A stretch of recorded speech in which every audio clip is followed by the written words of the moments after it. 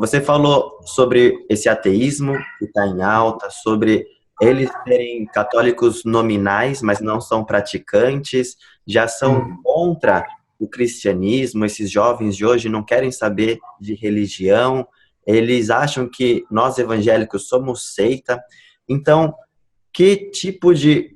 Pensando nas igrejas locais, nos pastores que estão nos ouvindo, por exemplo, e eles querem fazer, nós queremos fazer ministérios evangelísticos nas nossas igrejas, na Espanha. Quais ministérios, exemplos de ministérios que deram certo, exemplos de evangelismo que convém fazer numa terra como essa? Ok. Uma das coisas que eu acredito ser muito funcional, né, e por isso eu acredito que é extremamente importante o missionário, o pastor que quer vir para esse lugar, se capacitar, se reciclar, inclusive, fazer, né, como a gente falou, faz um estudo teológico, faz estudo de missiologia, aprende nessa perspectiva antropológica, fazer a leitura da geração e como atuar com eles. Uma das coisas bem interessantes, alguns termos que nós usamos quando chegamos aqui, né, porque por ser uma cidade pequena, aqui nós moramos nesse povoado de Moanha, que está pegado a Vigo, tem 19 mil habitantes, todo mundo conhece todo mundo. Então, nós começamos a frequentar, vamos hoje comer num lugar fora, vamos conhecer um pessoal aqui, se fazer conhecido na cidade, vamos tomar um café em tal lugar. E uma vez, num desses restaurantes, bares aqui perto de casa, os garçons começaram a fazer relacionamento conosco, porque éramos estrangeiros, e eles olhavam para nós e falavam, gente, vocês são diferentes. Aqui na Espanha, o padre não se chama padre, se chama cura, né, com a perspectiva de que é o que cura a alma. Então, eles falam, o que vocês fazem? Quem são vocês? Então, uma das coisas que eu acredito que nós devemos fazer é conseguir fazer uma leitura e tentar eliminar o máximo de barreira possível. Então, se eu falar, eu sou um pastor protestante, já ergui um muro. Então, a resposta é, somos curas. Vocês são curas? Sim, somos curas protestantes. Isso já gera um ponto de interrogação e um gancho para tipo, como assim? Porque a gente vê que vocês são jovens, casados com as esposas de vocês, que são mulheres jovens, bonitas, vocês são simpáticos, são amáveis e são curas. A gente quer conhecer um pouco mais sobre vocês, saber como funciona isso.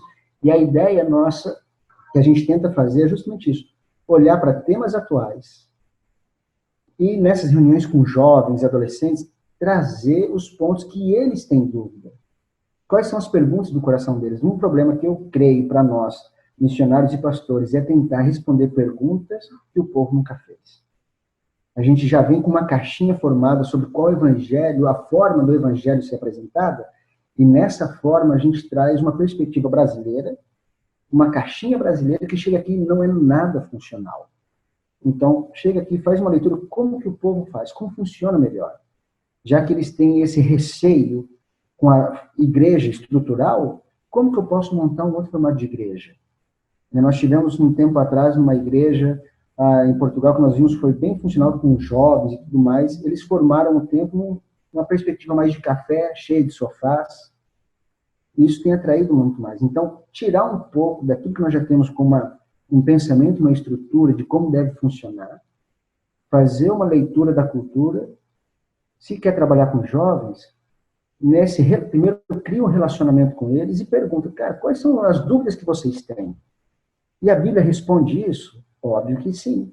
E aí, então, trabalha todo um processo de discipulado, com base nas perguntas que eles têm, nas dúvidas que eles têm, que para eles a Bíblia já não serve mais. Um ponto que aqui o pessoal já não quer mais nem discutir é o criacionismo. Para eles não existe criacionismo. Deus não criou o mundo. Então, quando você entra nesse ponto, às vezes é de choque. Então, uma das coisas que a gente costuma fazer, que a gente crê que é mais funcional, olha para a cultura e vê o que é ponte, ao invés de criar barreiras, caminha sobre as pontes, como a gente está num povoado de muita pesca, então a gente utiliza ideias, parábolas, vamos assim dizer, daquilo que eles estão acostumados, da pesca, ou se é do campo, se é do centro da cidade, pontos como esses, para iniciar uma conversa, um discipulado bíblico, uma mensagem bíblica. E com isso, então, eles conseguem se identificar e, com o passar do tempo, a gente vai trabalhando, então, os pontos críticos. De começo é criar pontes e depois trabalhos críticos, porque, lógico, vai chegar um momento que a gente não pode ficar só nas pontezinhas, nas coisinhas bonitinhas da cultura, né? Porque eu creio que Deus criou todas as culturas, mas o inimigo veio e meteu, como a gente fala aqui na Espanha, meteu a pata e estragou muita coisa. Então tem coisa da cultura que precisa ser redimida, coisa que precisa ser lançada fora. E aí, então, com o tempo, a gente vai trabalhando as coisas que precisam ser moldadas segundo a palavra. Não dá para ficar só nessa diluição da palavra para querer ser sempre queridinho. Isso não é possível. Não tem como, o evangelho não vai ser relevante. Mas primeiro encontra as pontes, cria os pontos de conexão, sai um pouco da estrutura que eles têm aversão, e aí então começa o relacionamento, que eu acredito que vai ser um pouco mais funcional.